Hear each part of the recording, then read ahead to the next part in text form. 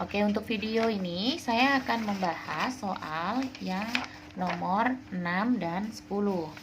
Nomor 6 soalnya seperti ini.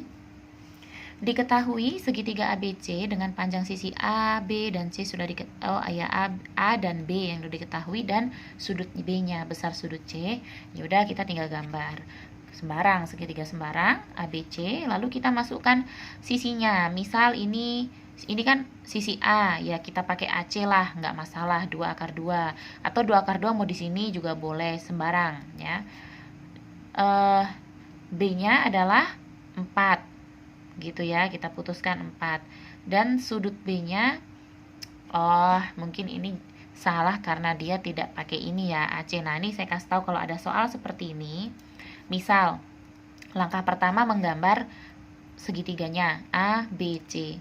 Lalu soal menuliskan sisi A. Kan kita bingung nih, sisi A di mana? Sisi A berarti itu logikanya di depan sudut A. Seperti itu ya. Ini kalau tentang trigonometri biasa begini. Jadi ini sudut A, berarti sisi A-nya di sini. Makanya di sini 4. Ya kan? Si B 2/2 di depan sudut B. Begitu. Sedangkan sudut B itu sendiri adalah 30 derajat. Maka besar sudut C-nya berapa? Berarti yang ini ya. Ya. Nah, ini adalah kalau mau pakai aturan kosinus ini agak susah. Kenapa agak susah? Karena sisi yang diketahui harus AB. Kalau pakai aturan kosinus, itu harus diketahui sisi yang mengapit sudut tersebut. Ini kan sudutnya 30.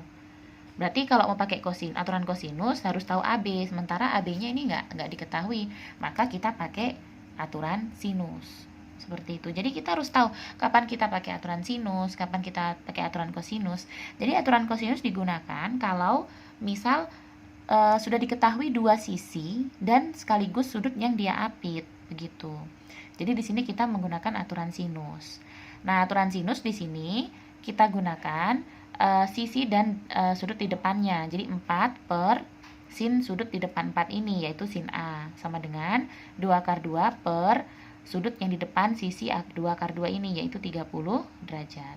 Baru deh kita kerja kali silang. Seperti biasa mengerjakan, merasionalkan, dan didapat sin A-nya adalah setengah akar 2. Sin berapa yang nilainya setengah akar 2? Ya, sin 45. Tapi ini adalah sudut A, 45. Kita yang dibutuhkan adalah sudut C. Ya, maka ingat jumlah segitiga sudutnya semua itu adalah 180. Maka sudut C sama dengan 180 dikurang 30 dikurang 45, dapatlah 105. Maka besar sudut C-nya adalah 105 derajat. Gitu. Yang nomor 10, nomor terakhir. Nomor 10 ini juga tidak susah, pakai luas segitiga ya. Oke. Diketahui luas segitiga ABC, nah sudah diketahui luasnya. Biasanya kita mencari luas, tapi ini sudah diketahui luasnya malahan ya.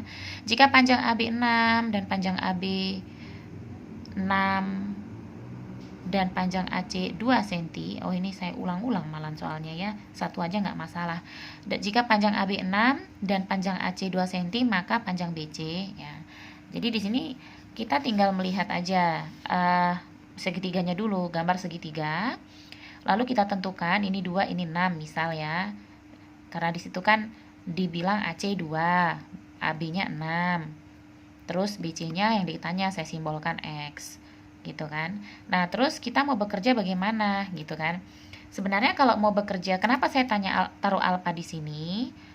Ya supaya mudah aja sebenarnya. Di sini kita langsung gunakan aturan luas segitiga. Karena kalau mau pakai aturan sinus juga agak susah ya. Agak susah karena ini memang cocoknya pakai luas segitiga ya. Nah, luas segitiga itu rumusnya adalah setengah dikali, ini juga hampir sama ya, pakai sisi yang mengapit ya, yaitu 2 dan 6, lalu sin dari sudut yang diapit gitu ya. Nanti di sini akan didapatkan hasil alfanya 60 derajat ya, alfanya 60 derajat. Nah, setelah dapat alfa 60 derajat, kita itu sebenarnya kan mau cari sisi ini X ya. Berarti langsung kita gunakan aturan kosinus. Kenapa? Karena ketika alfa ini sudah diketahui 60 derajat, ya.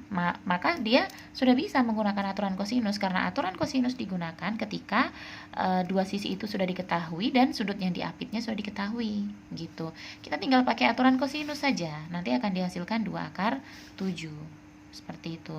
Jadi sekali lagi, kalau diketahui dua sisi dan satu sudut yang diapit dua sisi ini, berarti kita gunakan aturan kosinus.